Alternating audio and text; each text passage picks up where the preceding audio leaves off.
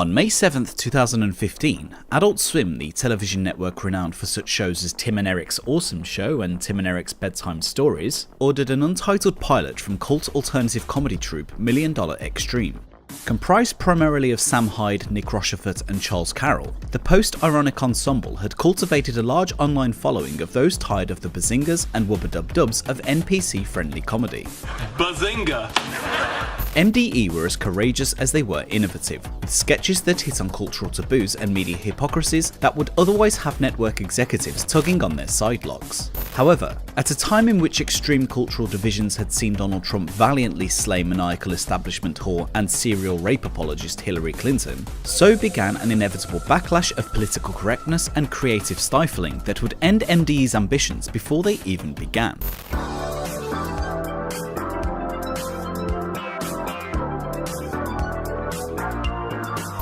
For a long time, $1 Million Extreme existed as a widely popular YouTube channel aimed at disillusioned and misanthropic post-millennials. And as the wider comedic community doubled down on pandering to a throng of humorless women, the troupe would refuse to fall for such Zionist trickery, realising a mass of white males were being totally ignored by the overrepresented entertainment elites. And it was largely thanks to the underground success of their deeply ironic, satirical and often prank-like body of work that had Adult Swim executives gleefully rubbing their hands with the prospect of imagined riches. The channel featured an abundance of daring sketches and elaborate pranks that often held a mirror to cultural and societal hypocrisies. But a lot of MDE was simply lampooning the unaware in a real-life representation of internet trolling. For example, in a sketch titled Moms, the troupe would hire 4 middle-aged female actresses to portray their real-life mothers. Yes. Look, Mom, I'm out of the car. Come on, Tyler, get out. Come on. I'm out. Come on, get out of the car. Your friends are waiting. Come on. All my friends think I'm a gay faggot. Why? Because of you. Me? Because of you. They would then improvise a scenario in which the sons were caught exchanging motherly vulgarities in an online chat room. And you, Rosie, I don't know whether to apologize to you or roll you in some panko breadcrumbs and put you in the oven, but I know one thing, you sure are stupid. See this right here? Boom.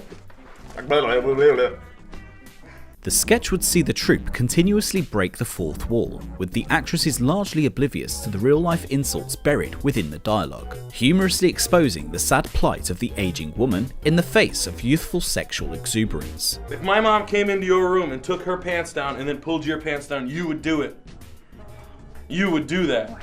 Do what, coom? Yeah, you would coom. You would coom all over her. Anybody would. Hey! Hey, shut up! Shut the fuck up!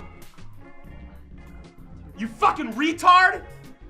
You fucking stupid retard! The early work of MDE was rife with sketches of ambiguous meaning, where any number of interpretations and conclusions could be drawn. It was a far cry from the thin veneer of punchline-heavy shitcoms, in which a cast of flamboyant beaters would play out some unrealistic cacophony of wacky catchphrases and snarky remarks. The fact that said shows would often see the suffixes Stein and Berg littering the credits should be no surprise to anybody. For MDE, however, things were slightly different. Many examples of their work placed just as much emphasis on eliciting introspection as it would on drawing out laughter. In the sketch Knife School, Sam and Charles play out a series of self-defense style scenarios in which overweight financial executives would be repeatedly stabbed. Sam would introduce himself as various real-life bankers, pleading not to be killed in an extreme commentary on the fiscal gluttony of high finance. Hi, I'm Ken Lewis, former CEO of Bank of America. Here are some words you can use to describe me. Bulletproof, golden, untouchable, ironclad, godly. Together with my friends Chris Cox, John Corzine, Tim Geithner, Ben Bernanke, we're doing some really fucked up shit to the country, and you can't do a thing about it. That's right. The shoe is untied. In another sketch known as The Prodigal Stunner, a disenchanted father bemoans the absence of his wayward Whigger son, in a reflective piece on generational detachment and negative cultural influence, once again treading the fine line between social narration and tragicomedy. Yeah, it's like this, Playboy. I'm here with my pops. He thinks I cleaned up. I said, damn, Pops, you know, it's hard out here in the streets. I gave up all that rapping business. But I didn't. You know how it is, gutter fam for life, homie. Yeah, this player, we gonna take him for all his Skrilla, all his guap. George Zimmerman looking motherfucker. Yo, this is for Trayvon, baby. We gonna do this. As for the much beloved Officer Maggot's character, an entire spectrum of elucidations could be derived from this sketch alone. At one stage, you see an overcompensating white knight wrestling with his paranoid inadequacies in the face of an attractive girl. But through another lens, you can see the power dynamic of sexual vulnerability, or even commentary on the potential abuse of power of an unencumbered authority figure. What kind of guys do you date? Football players? You date black guys? No, sir. A sweet little girl. Don't want you dating any black guys, you understand me? Yes, sir. If I see you dating a black guy, I'll probably kill both of you and then kill myself, you understand me? Yes, sir. Don't you ever look at a black man and be sexually stimulated or attracted to him. You understand? Yes, sir. My sweet little girl only likes white men. And if you date anybody that's bigger than me, you have to be sweet to me and kiss me. Tell me I'm... Similarly, when interacting with black drivers, Officer Maggot plays directly into the progressive stereotypes, exaggerating the racial tropes often exploited by the political left. What else you got in here, huh? Just notebooks, pen pads. Notebooks and pen pads, what are those for? School. School? What the hell are you talking about? You think it's a good idea to lie to a cop? No, sir, I don't. Beep, beep. Lie to a cop. Beep, beep. Lie to a cop. Is that the new hip-hop song you've been listening to? Nah, man. Nah, man. That's how I talk to authority. Nah, man. No, sir. No, sir. That's right. One of the best examples of MDE's distinctive brand of equivocal comedy can be seen in the 2013 collection of sketches directed by Andrew Roos and titled Ideas Man. In this, we see Nick Rochefort personifying the aggressive exploitation of vulnerable ideas in a top-down environment. Yet it could also be seen as an example of the testosterone-fueled dominance of Darwinian social behaviour. Once again, the meaning is yours to decipher. What are you doing? You gonna be Mark Zuckerberg? I ain't gonna make the new Facebook? Dyson Airblade. What do you got, an Auric? You fuck. Huh? I'm gonna fucking take your idea fucking Quick, like that! You got an idea, but what are your fucking holdings? What are your holdings? What's your fucking bottom line? I bet you it's that tight little ass of yours. It better be. You're fucking this all up for me! Hard to explain to my friends. Another element to $1 Million Extreme's appeal amongst younger viewers was the string of elaborate pranks they would often play out. Whether harassing a horde of gay degenerates on Craigslist, or hassling urban jive crawlers in a parody of modern protest at Yale University, this approach soon became a fan favourite. I just want to say really nice work. We really appreciate what you're doing here, man. You a student at Yale? Yeah. Very cool. What's your name, man? Aksa? Adisa? Yeah. Awesome, man. Great to see you. We're all really proud of you. This is fucking awesome. Hey, keep fighting the good fight, brother. All right, these people give you any problems, you come see us. We're gonna make sure that they fucking go home. All right? Yeah, thank you. These guys are assholes. I don't like the way they're treating you. Look, here's the deal. Do you have any money? No. You don't have any money? No. Arguably the most notable of pranks came courtesy of TEDx, a popular series of self-congratulatory lectures rich in pomposity, pretension and progressivism. The online series was renowned for its pseudo-intellectual vagaries, with ostentatious ramblings often spewing from the mouths of enlightened art graduates and vegetarian cyber lesbians. I want to quickly summarize where we are at the moment. According to current research, pedophilia is an unchangeable sexual orientation, just like, for example, heterosexuality. In October 2013, Drexel University hosted its third TEDx symposium exploring the imaginative possibilities of futurism. Various speakers, including Drexel Professor Frank Lee, spoke at length about technology's ever-changing role in shaping humanity's future. Having convinced TEDx organizer Diarrhea Pajara that he was a journalist returning from Mogadishu, Sam was afforded a 15-minute slot to present his own vision on futurism. His work spans every continent and has been featured on television and in print, Discovery, Nat Geo, Vice and others. He recently returned from Mogadishu, the most dangerous city on earth, where he shadowed the heroic El Mahmoud women on their quest to clean up the streets and restore humanity to their war-torn country. I present to you Sam Hyde, 2070 Paradigm Shift. Sam. Sam took to the stage dressed in a red sweatsuit and clad in a gold Roman centurion breastplate and shin guards. The speech began with a series of uncomfortable heavy breath preparations before taking to the reams of notes in his hands. In keeping with the smug self-affirmation usually seen at such events, Sam began by encouraging the audience to pat themselves on the back for, quote, saving the world. Guys, pat yourselves on the back right now, okay? Let's do it. Come on. Everybody, I'm not gonna let you stop until I see everybody doing it. Let's pat ourselves on the back. There we go. You two, you're patting each other. That's cheating. You couldn't keep your hands off her, could you? He then continued with a series of outlandish predictions, spouting out futuristic cliches and obvious technological prophecies in a lampooning of Steve Jobs-style seminars. 9/11, September 11th. And we're gonna use some reverence here and not be silly about this, but look at what they accomplished with no weapons and just 11 guys who didn't even speak English. And that proves that sometimes great ideas are actually horrible ideas. TEDx is by design a platform for unchecked egos, perpetuated by the self-important and enjoyed by the empty-headed. 2070, gay men have actually developed reproductive organs inside of their area, and a new generation of children are born from inside gay men. TEDx is an opportunity for the undistinguished to enjoy a fleeting association with the exemplary. 2070, Israel, straight up ripped off the map. Bye! Bye bye! Bye! Not my choice. It's probably what's gonna happen. 2070 Paradigm Shift was Sam's subversive exposé of a pseudo-intellectual racket of nebulous claptrap. This is for Mr. Hyde. Obviously your presentation made a big impact on all of us, but I'd like to know what message is it you'd like us to take away from that exactly.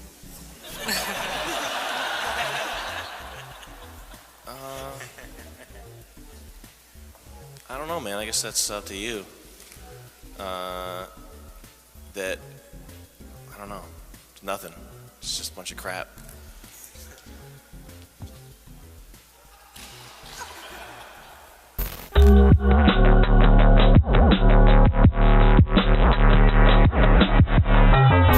On May 7th, 2015, Adult Swim's confidence in the aforementioned pilot resulted in a full series of 6 11-minute episodes being granted to the Boston trio. Having been given the subtitle World Peace, the show, directed by Andrew Roos, would feature all 3 of the main cast in Sam, Nick and Charles, with Eric Hayden also appearing in 4 episodes. For the first time, Million Dollar Extreme could work with a budget befitting their talent, having until now relied on self-funding to spread their unique line of dystopian comedy. For senior executive vice president and gay Kurt Cobain doppelganger Mike Lazzo, the decision to grant a series to Million Dollar Extreme was immediately rewarded with huge ratings for the season premiere. I think they averaged close to or over 1 million views. We were like number 2 cable show for the night that we aired or some shit. I mean, I think we were at like the twilight of the awesome show era when Mike Lazzo told us, you guys are the new Tim and Eric. However, the premiere was not without its faults. Excessive meddling from the kosher claws of Adult Swim's executive branch resulted in a debut episode in total disarray. After an onslaught of criticism appeared on 4chan boards with comments such as, "Why the fuck would you ever want to do a season 2 after this shit?" and "Who butchered the show, Lazzo or Crawford?" Sam took to the platform to offer a defense.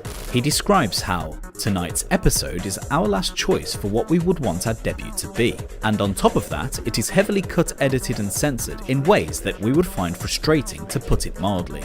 No one at MDE had anything to do with these cuts and edits, and even 2 weeks ago, there was not even a hint that any of this would transpire."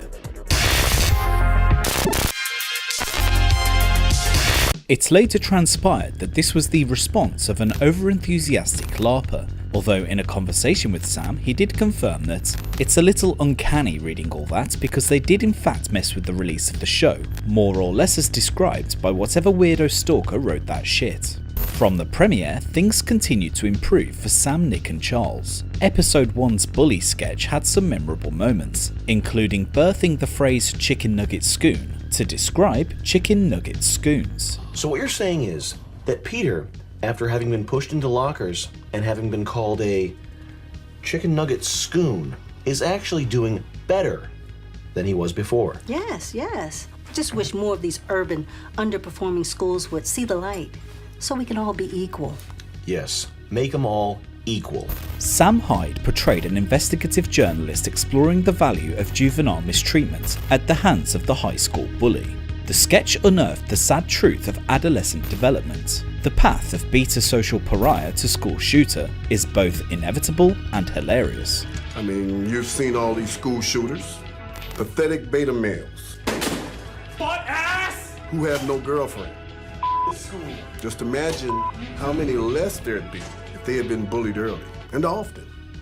Early and often. In episode 2, viewers began to see the scope of what the show could achieve with a serious budget. Much of the episode focused on a dating game show named The Wall, in which unproductive women nearing 30 were exposed for their overbearing sense of entitlement and unfounded self-worth. Tell me, why do you deserve that? Well, I actually deserve a little more than that because I'm not a princess, I'm a queen.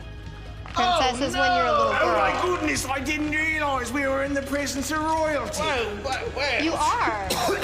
Queen herself. The women were each sat in wheelchairs, highlighting the wider sense of unwarranted feminine victimhood. Having unsurprisingly selected an affluent white man in a suit, the vacuous hags were then deservedly chastised in yet another gallant triumph against the far inferior sex.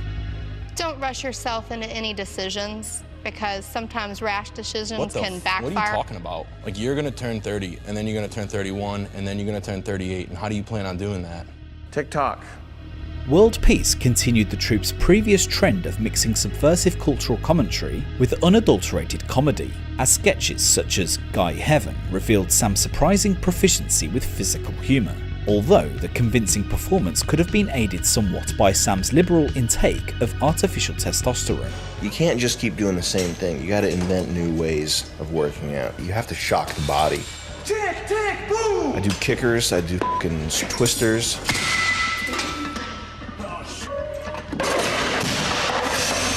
In the wine party sketch, Nick purposefully trips Sam's wife, causing her to fall through a glass table, before convincing Sam of his innocence. I could elaborate, but truth be told, it's just funny seeing a woman with a bloodied face full of glass shards. Nick, what's going on, big guy? You just tripped my wife. You're gonna sit here and point fingers at me, and she's gonna crawl around on my $1,900 rug, bleeding from her eye sockets and trying to tell me that I shoved her through a goddamn table? You're crazy as she is. I think you're right. You owe me $2,000. In episode 4, a scene involving a paraplegic incel takes a ludicrous turn as a colourfully dressed Trex and his boyfriend Nitro Dubs help to swag this kid out. Yo, he's my boyfriend, my #1 buddy. Nitro Dubs is about to swag you out. Major League swag out, Major League swag out, Major League swag out. All right, Robbie, I want you to look at yourself in the mirror right now, because this is the last time you're gonna be looking this gay in your whole life. The pair unleash their bizarre brand of fashion on a hapless invalid, hoping to entice women with a slew of crude suggestions and veiled threats. Alright, listen bitch, you got about 10 seconds, because this Gorilla Daddy Dick is hungry, and if you don't blow me right, I might kill you. You hear me? No thanks.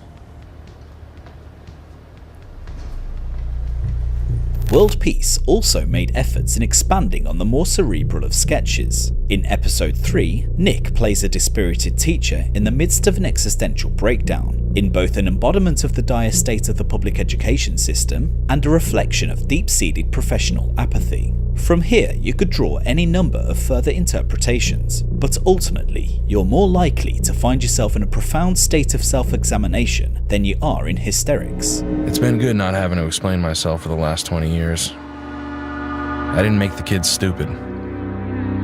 That's on the parents. That's on the government. Not me. No way. Buddy, I'm a teacher. And that's a respectable thing. Perhaps the scene most discussed is one titled "The Man Who Would Never Be What They Made Him to Be." In the sketch, an indifferent Charles is sent to prison. His denial to the ever-worsening peril of his situation is paired perfectly with John Mouse's Hey Moon, as Charles goes to bed forever. The meaning of this incredible sequence could be untangled to reach a multitude of conclusions. For example, the denial of Charles to accept his situation is akin to the dangers of spending your entire life not taking stock of a bad situation and not working to improve your circumstances, and that in itself is a psychological prison. At some point, denial becomes truth, until one day you're set free, awakened to the years of lies told to yourself in avoiding life's unsettling confrontations. At this point, too much time has passed, and all that's left is to scream loudly before going to bed forever. On the other hand, it's probably got something to do with white genocide. You just did a nickel in Detroit. I've never even been out of Rhode Island before. I don't even know what you're talking about. Tell you what, prisoner. You roll a 7, you walk tomorrow. Anything else, it's another dime. Can't win if you don't play, you know? Snake eyes. You got a 5 and a 1. Hell yeah.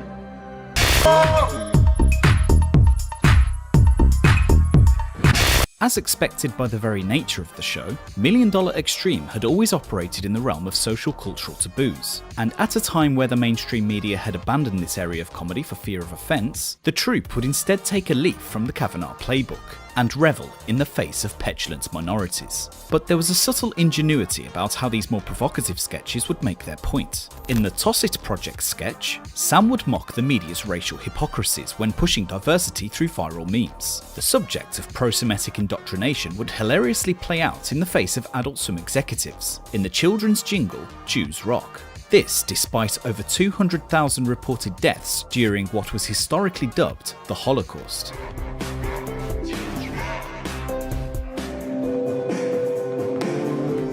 Unfortunately, many of the more contentious sketches never made it to air. In Thank You White People, Sam is seen pushing a boulder up a hill, representing the progress of Western civilization. Along the way, he encounters a succession of minorities, thankful for the historical contributions to societal advancements by white people. After skipping past an Asian man, tipping the hat to the intellectual superiority of sneaky panheads, Sam reaches the top only to be distracted by a woman standing next to the hill. As the boulder is taken from Sam, a Hesed appears, mocking his loss of progress, and by extension, the fall of Western civilization. What happened to your boulder, Goy?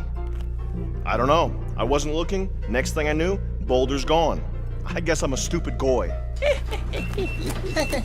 You're white. To those unaware of $1 Million Extreme's approach to subversion, the sketch could appear as 2 minutes of pure anti-Semitic and racist contempt, but the piece simply provides commentary on the rapid shift in Western values through forced diversity, using extreme memes to ridiculously decorate the point. Adult Swim's decision to pull content of this quality only demonstrates their insatiable lust for dead Palestinians. Thank you, white man, for inventing the computer, the microwave, medicine, electricity, sanitation, theory of evolution, the radio, the pencil. In perhaps the most outrageous of outtakes to be forcibly cut, I Am a Cop showcased the very best in MDE's unique vision. A dual-wielding police officer forcibly takes 3 impressionable adolescents on an intense ride-along, exposing them to the horrific reality of walking the beat. I got a body cam. On, off. Off. Off.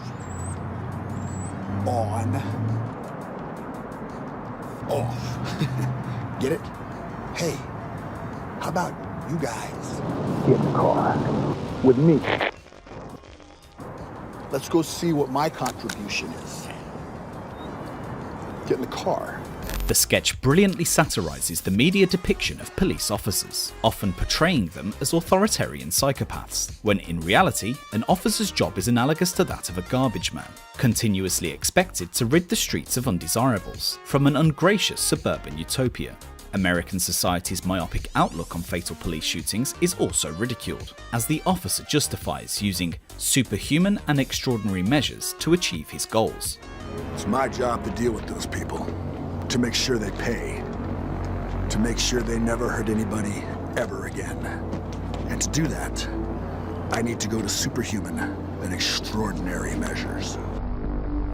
The scene concludes by emphasising the total thanklessness of the job, where as much as a simple sign of gratitude would make all the difference. That said, the sketch could also be taken more literally.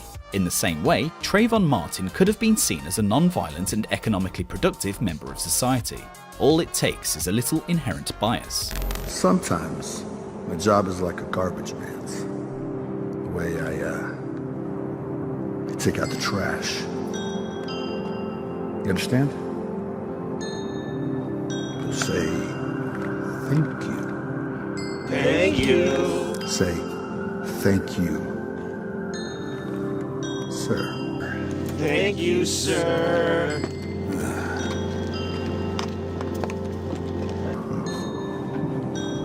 It could be said that as few as 15 years ago, scenes such as these would have aired with little opposition. But such are the times that originality has taken a backseat to the unobjectionable tried and tested, something mirrored by Sam Hyde in an exclusive interview. I mean, personally, I don't even think world peace was that of the ones. If our show was on TV in the 90s, I don't think anyone would have made a big issue of it. I think it has more to do with the world peace not fitting in with the downward trend of increasingly low testosterone and non-white content. With mandatory diversity now a key component to a network's creative process, the quality of shows such as It's Always Sunny in Philadelphia has been thoroughly decimated, as herds of humorless holes flood the writer's room. It's something I had a conversation with Mike Lutzow about.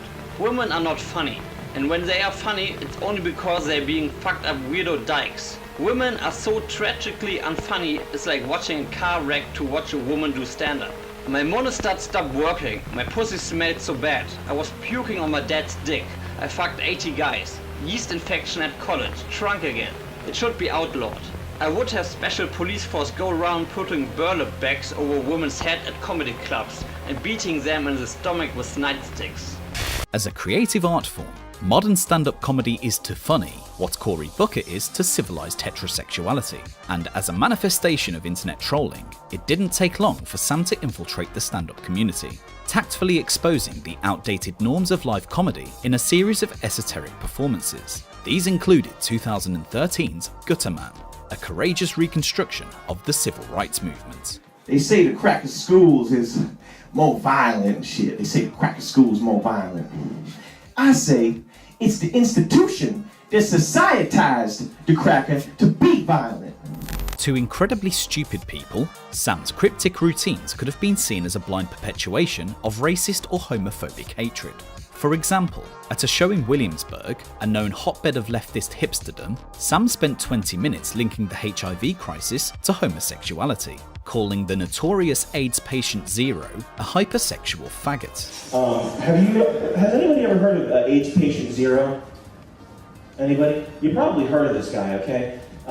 His name was Gaten Dugas, and spoiler alert, he was a hypersexual faggot who fucked hundreds of men yearly. Okay, they don't mention that a lot on the news, the media, but you'll seldom hear about what his sexual proclivities had to do with the original outbreak of AIDS. Clearly, the over-the-top hyperbole was by design an elaborate troll to elicit an oversensitive reaction from the Williamsburg audience. This was later underlined by the petulant outrage of distressed bean flickers, encircling Sam after the show. Do you live in real life, or do you live in some shithead internet world? I live in a shithead internet world. What's your Tumblr? So jump off the Williamsburg Bridge and you'd be more valuable to That's a hate crime. You want me to die for my beliefs? That's a hate crime. He's trying to tell me to commit suicide because of what I said. That's a hate crime. I'm not giving you a shit about your life crime. If you give me your Tumblr, I hope your life as an internet troll is really valuable to you. Another example of Sam's assault on comedic progressivism can be seen in a display that had him collecting change for former slaves, before acting out a scene depicting a proud Trump supporter gleefully beating women with a belt. Okay, let me just do my beating a woman routine. All right. I'm voting for Donald Trump and I'm a Christian. Yeah, take it. This is reality. This happens all the time. Women are always reasonable and never start shit, and men are always abusive. This prompted the next act, a lesbianic incarnation of Howard Stern, to explode in a frenzy of hostile confrontations, using valuable stage time to repeatedly scream the words, "Get out." You might be that guy, right? That was tremendous. Keep going for him. The Reddit board became a comedian. That's what I just saw. That was real fun. Oh, shut the fuck up. You're done. You're done. You're done. You're done. You're fucking done. Get the fuck out. You're fucking done.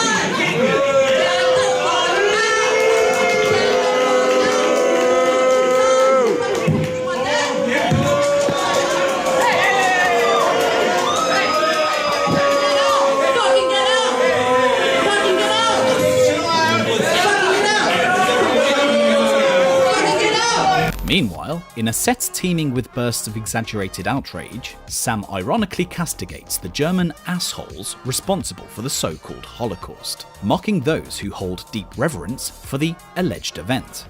So someone tells me today, just today, that about 60 or 70 years ago, a bunch of German assholes decided, tonight might be a good idea to go round up Jews for no good reason at all.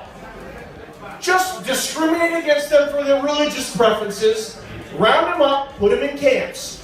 Good idea, alright? Assholes! These performances exemplified a vital key as to the fanatical appeal of $1 Million Extreme. The show emerged and then evolved from a somewhat non-standard origin.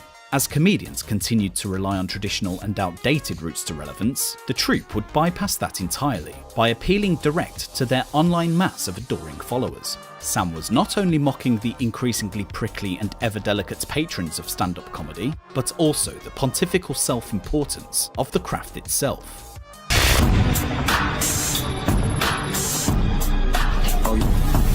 The 2016 election had seen the course of political debate plummet as a growing number of polarised mouthpieces took a burning shit on national civility, and despite both left and right each playing their part in the socio-political divisions, further tearing apart a nation of otherwise stupid fat Americans, the Hasidic left have had a historical foothold on the spread of media and entertainment in the United States, a dark reality $1 Million Extreme would soon find themselves entangled in.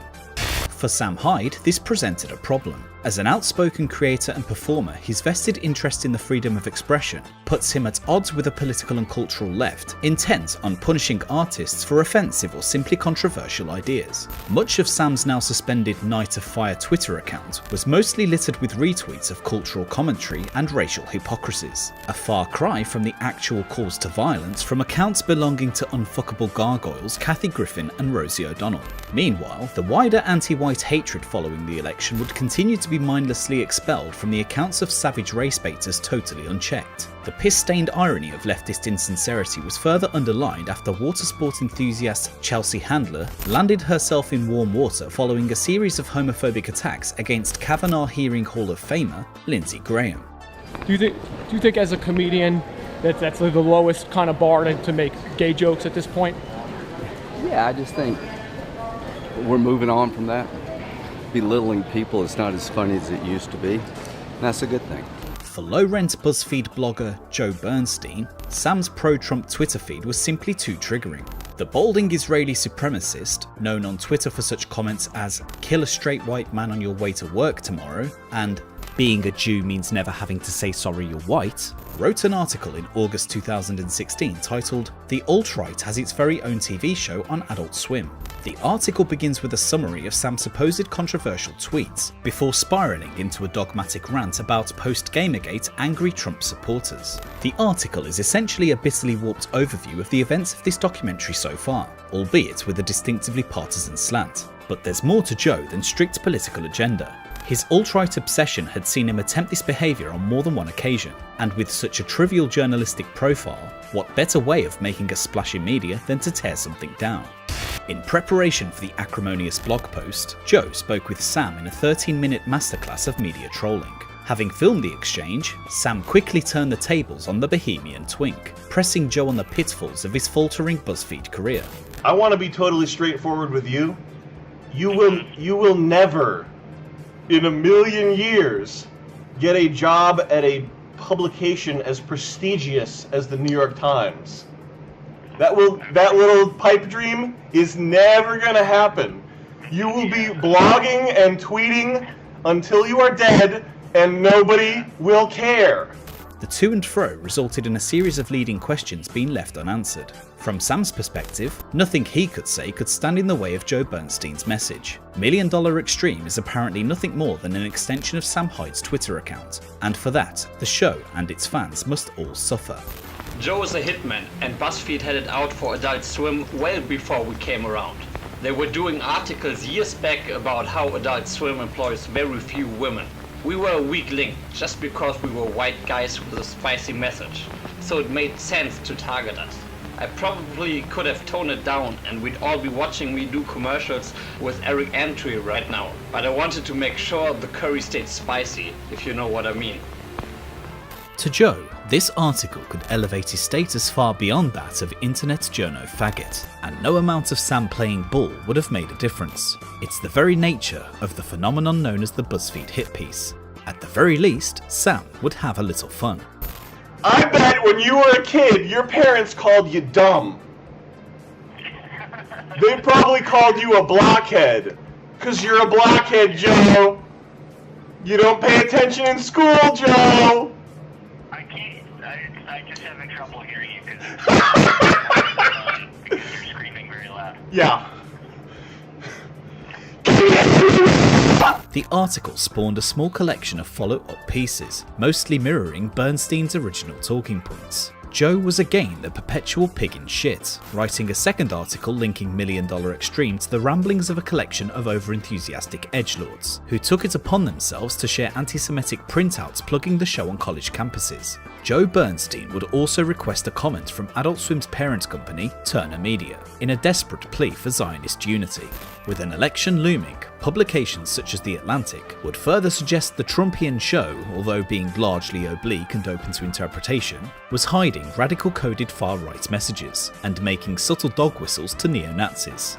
These articles prompted a strong defiance from Sam in a video exposing the idiocy of pitching episodes of your first show to Jewish executives loaded with Nazi propaganda. And I don't even care if he wants to get a dopamine rush of feeling like a good person by like talking about how our jokes go over the edge, whatever, that's fine, but saying that we hid coded racial messages and swastikas in the show is first of all retarded.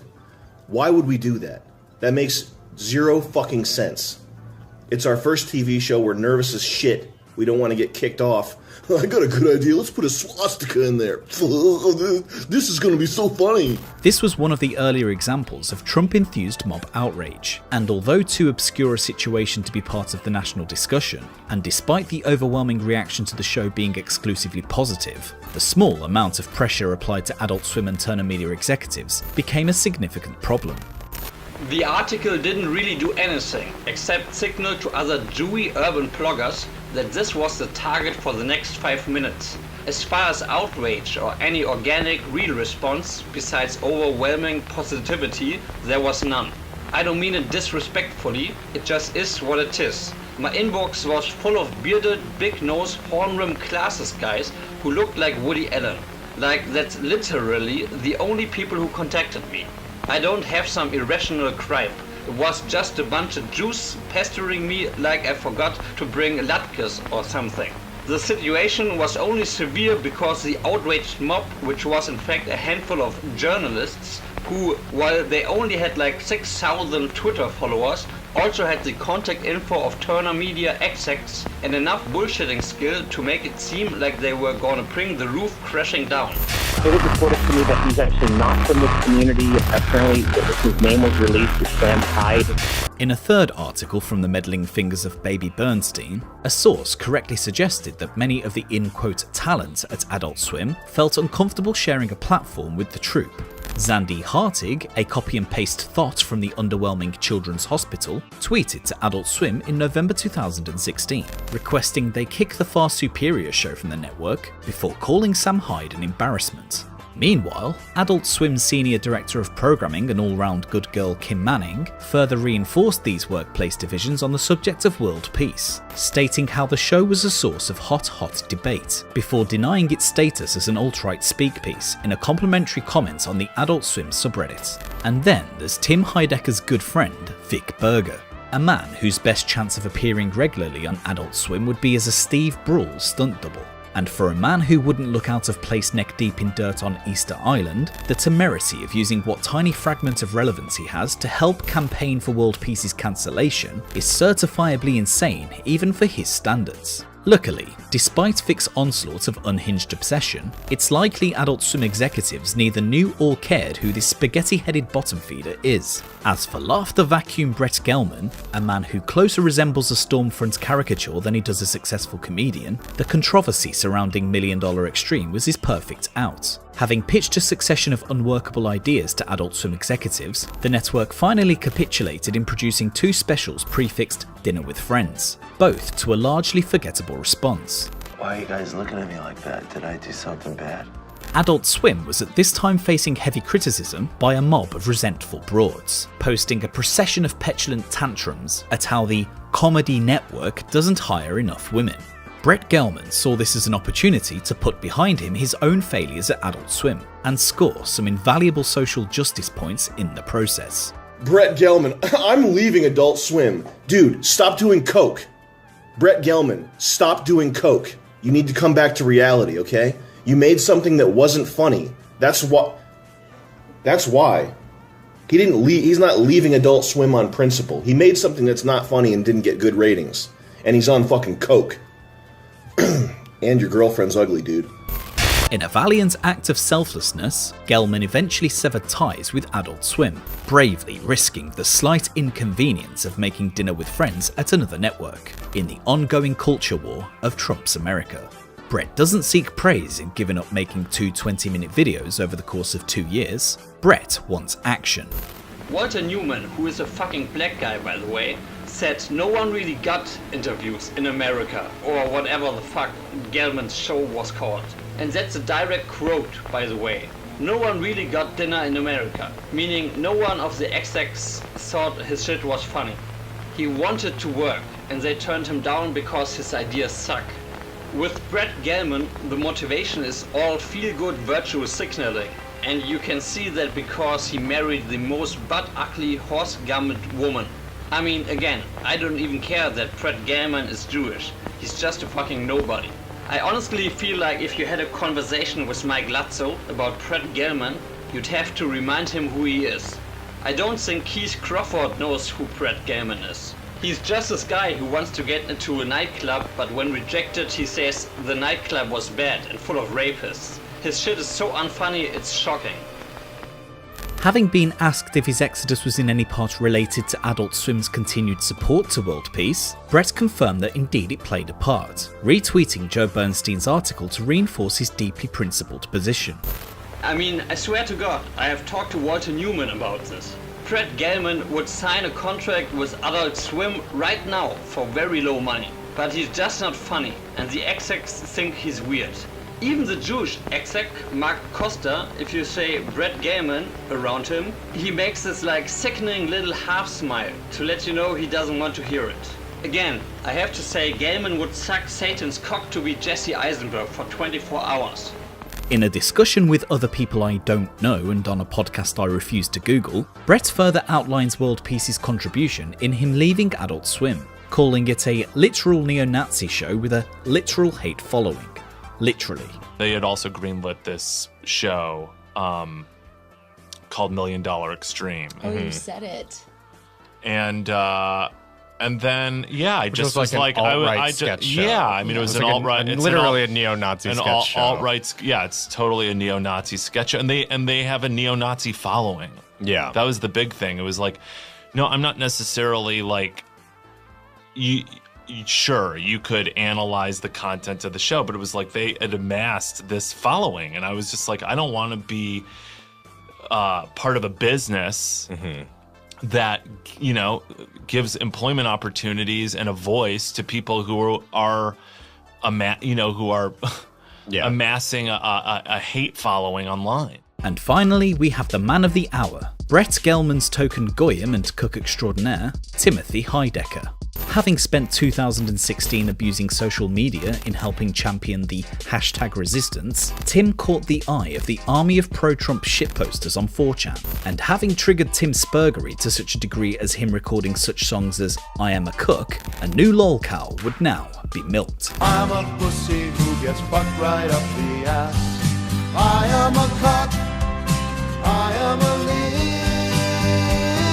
leotard. With Sam's political leanings closer aligned to those trolling Heidecker, it was somewhat inevitable that world peace would be used as a tool in further provoking the portly absurdist. And as an artist at the wrong end of underground comedy's cutting edge, Tim's blissful ignorance of internet trolls led him to believe the so-called harassment was orchestrated by Sam Hyde himself. The shit show of that group, that audience, those people, when I'm getting messages from people threatening my family, threatening me, threatening my career, threatening my friends. It was hardly surprising that Tim would therefore stand by his friend Brett Gelman during his resentful rage quit, heroically claiming to challenge all the nasty things the right wing now stands for through my own use of satire and absurdity, in a patently obvious personal attack at $1 Million Extreme.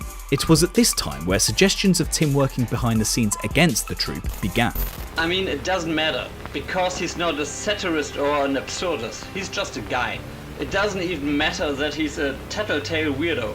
He's just a guy with a podcast and some acoustics album.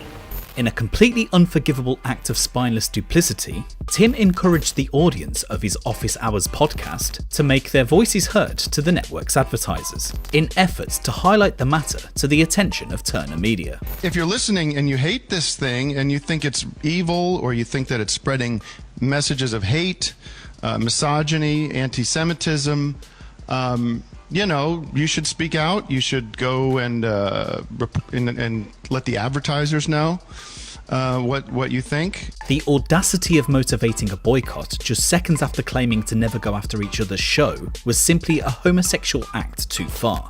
Yeah, I mean, it was more irritating in that it was like this white guy who was similar to me, acting like a total faggot. It was like having someone tell on you in school or something for no reason. Like, dude, what the fuck are you doing? And he looks over at you with this religious mind control medicated spirit look in his eyes. And then after I called him to talk about it, he tried to pretend like I made it up, saying, what are you talking about? I didn't call anyone. Like it was exactly like being told on in school. On December 5th, 2016, it was announced the show would not be renewed for a second season. The very small but ideologically dedicated agents campaigning for the show's cancellation had won. Turner Media had heard enough, and despite Mike Lazzo easily possessing the power to save world peace, he instead took a 2-week vacation immediately following the decision. Mike Lazzo specifically said we were gonna shoot 100 more episodes, but the minute we're cancelled, he takes a 2-week hiatus from our office. Crowford liked us too. Like, they didn't understand that an article with 600 views and 5 comments meant nothing. They just were like, oh my god, we're getting emails from the news media, shut it down. If Mike Lazzo had only found his balls and allowed himself to be uncomfortable for like 3 days, we'd still be on the air. The fans were enraged, voicing their utter disgust at the Adult Swim executives on the $1 Million Extreme subreddit, a once highly active community now banned entirely from the platform. Many of the musical contributors to World Peace distanced themselves entirely in a cowardly act of self-preservation, although the unequivocally talented John Mouse refused to be bullied, stating how, I don't want to make any apology, but I also didn't want to. The guys I met were nice. Desperately needing answers, an exasperated Sam called in to Tim Heidecker's podcast to confront the soft-bodied has-been for his involvement in World Peace's cancellation. Sam would revisit Brett Gelman's real motives for leaving Adult Swim, before chastising Tim for supporting the bearded opportunist and his self-serving campaign against world peace. So listen, the deal with Brett Gelman is nobody liked his shit. Like, that's why he left. It's not because he was taking a stand. It's because no one was paying for his bad ideas. Okay. And so on the way out, he decided to really burn them as good as he could and make it some sort of social justice hero stand. But he's not. He would do anything for money. That guy Brett Gelman would do anything for a $40,000 check, man. Okay, he would do literally anything. He'd do anything. That's the news coming in from Falls River. The heated exchange sees Tim further play ignorant, oblivious to the boycott he encouraged his fans to take up against Turner Media, or of his fervent support to Gelman's campaign against world peace and Adult Swim. The fundamental problem with Tim Heidecker is nobody believes him. He's a staunch anti-Trump activist and close friend to Vic Berger and Brett Gelman. Tim also claims to have been harassed for months by who he perceives to be $1 Million Extreme fans. And finally, in Mike Latzo's own words, $1 Million Extreme is the new Tim and Eric. Clearly, there's plenty of motive. You stood by. Listen, I stand by my work and the work that we produce. Have you ever heard me talk about Robot Chicken? Have you ever heard me talk about anything else? So, if one of my friends was actively campaigning to like get a younger guy's show taken off the air, I would tell him to chill out. I would say, that's not the way to do it. It's like cheating in the war of ideas. It's like being a tattletale and using ideas of thought to get your point across. It's kind of fucked up. It's fucked up that my show was taken off, and our show was taken off because it's politically incorrect, and it's something that would have flown, 10 years ago. It would have been fine. It's fucked up. Well, I'm sorry, dude. I've had shows canceled. Everyone gets shows canceled. You can feel bad about it. Pick yourself up. Make your shit. I'm blacklisted. I'm not canceled. I'm blacklisted. You know what that means, right? Well, listen. This is not my fault. This is not my fault, Sam. Okay. Ultimately, Tim's contribution may not have mattered, as Adult Swim's parent company, Turner Media's detachment from direct programming, would suggest a preference for an easy way out. Only one man could have realistically saved world peace. Outrage of this level is by its very nature fleeting, often fueled by misguided bursts of intense anger or virtuous appeals to moral superiority. If Mike Latzo had simply summoned the dogged determination befitting a senior executive vice president, world peace would be in their third series by now. It's ridiculous and sad. And not once has anyone ever said what sketch they have a problem with.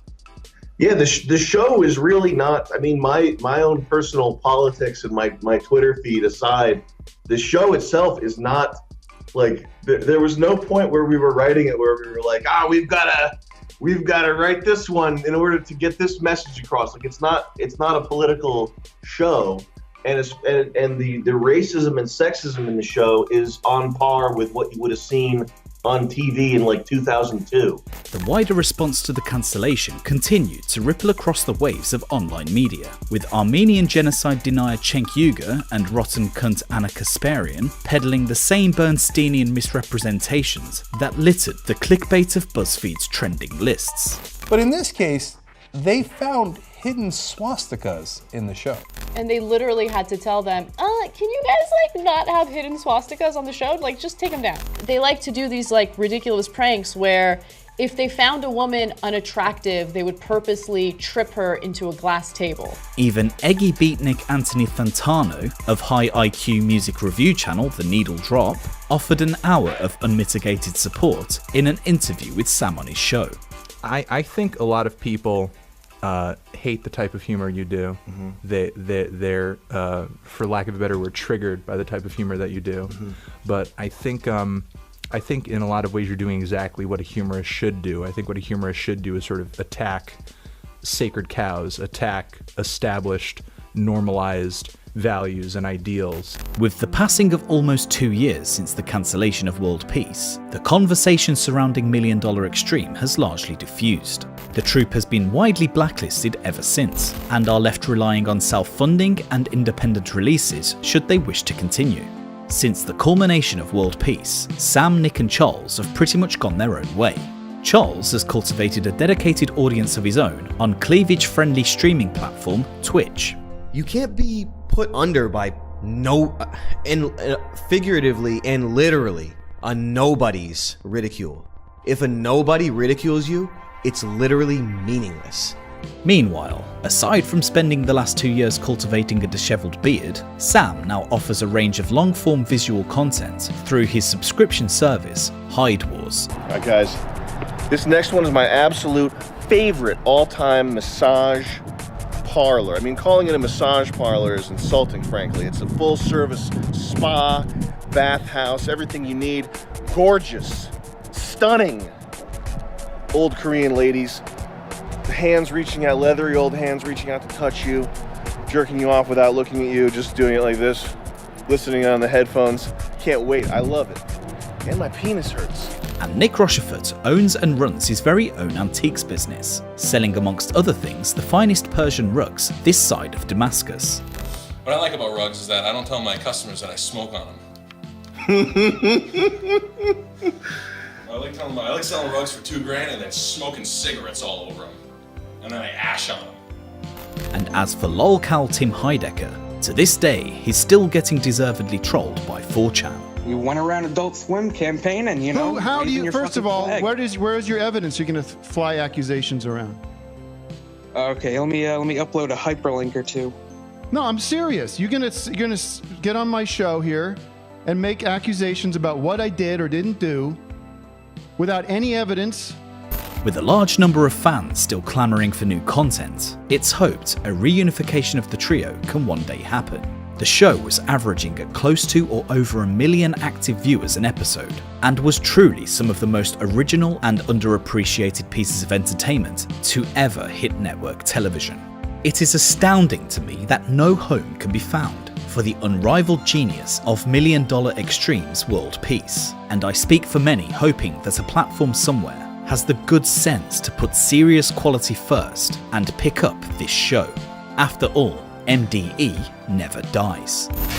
Keep in mind that you fight alongside brothers from all walks of life who want the same thing you want and want the best for you. They would give their life's blood for you, and this thing we are collectively building as you would for them. This fight looks nothing like the fight of our ancestors. They would not understand its weapons, battle plans, or even its significance. And that's precisely why it is such a difficult war to wage. Before you even begin, your phone bleeps at you the psychic equivalent of a flashbang. Your peers, unwitting enemy agents, gaslight you with pop culture nonsense. Your parents harangue you for God knows what dumb-ass reasons. The fog of war here is thicker, more choking and blinding than it could ever be in Afghanistan, Vietnam, or Poland. But we are the real troops, the real veterans. And the truest thing I'll ever say is it is a privilege to fight. Thank you for your service.